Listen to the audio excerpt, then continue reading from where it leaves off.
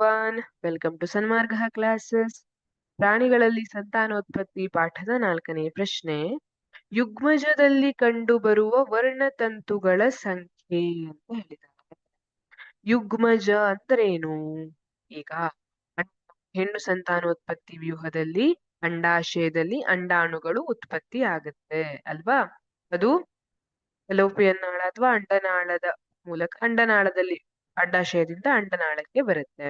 ಈಗ ವೀರ್ಯಾಣು ಬಂದು ಸಂಯೋಗಗೊಂಡು ಗಂಡು ಸಂತಾನೋತ್ಪತ್ತಿ ವ್ಯೂಹದಲ್ಲಿ ವೃಷಣಗಳಲ್ಲಿ ವೀರ್ಯಾಣುಗಳು ಉತ್ಪತ್ತಿ ಆಗ್ತವೆ.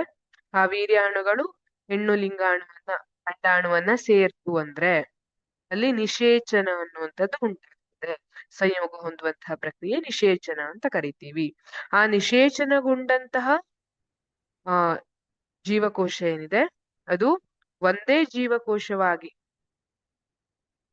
ಒಂದೇ ಕೋಶ ಕೇಂದ್ರವನ್ನ ಹೊಂದಿರ್ತದೆ. ಅದನ್ನ ಯುಗ್ಮಜ ಅಂತ ಕರಿತೀವಿ.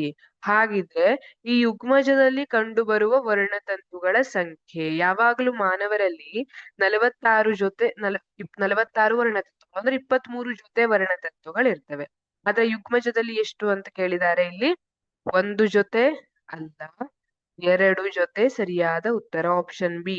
ಸಾಮಾನ್ಯವಾಗಿ ನಾವು 2n ಅನ್ನೋದ್ರ ಮೂಲಕ ಸೂಚಿಸ್ತೀವಿ. 2 ಜೊತೆ. 3 ಜೊತೆ ತಪ್ಪು, 4 ಜೊತೆ ಕೂಡ ತಪ್ಪು. ಹಾಗಾಗಿ ಸರಿಯಾದ ಉತ್ತರ 2 ಜೊತೆ. ಇದು ಸರಿಯಾದ ಉತ್ತರ. Thank you.